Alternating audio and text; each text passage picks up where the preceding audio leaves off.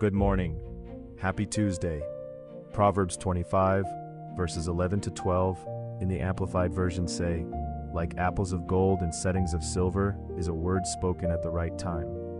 Like an earring of gold and an ornament of fine gold is a wise reprover to an ear that listens and learns."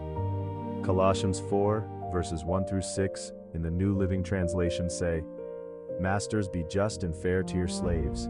Remember that you also have a master in heaven. Devote yourselves to prayer with an alert mind and a thankful heart. Pray for us too, that God will give us many opportunities to speak about his mysterious plan concerning Christ. That is why I am here in chains. Pray that I will proclaim this message as clearly as I should. Live wisely among those who are not believers and make the most of every opportunity. Let your conversation be gracious and attractive so that you will have the right response for everyone." Colossians 3 verse 16 in the Amplified Version says, "Let the spoken word of Christ have its home within you, dwelling in your heart and mind, permeating every aspect of your being, as you teach and admonish and train one another with all wisdom, singing psalms and hymns and spiritual songs with thankfulness in your hearts to God." Deuteronomy 6 verses 6 and 7 in the Amplified Version say, "These words which I am commanding you today shall be written on your heart and mind.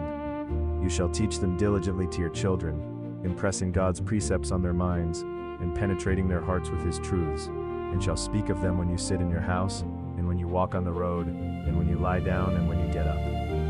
Deuteronomy 11 verse 19 in the Amplified Version says, "You shall teach them diligently to your children, impressing God's precepts on their minds and penetrating their hearts with his truths, speaking of them when you sit in your house and when you walk along the road, and when you lie down and when you rise up."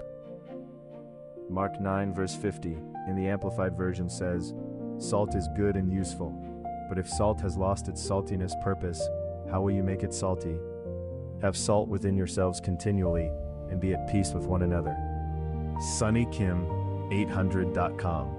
On social media, don't forget to like, subscribe, and follow.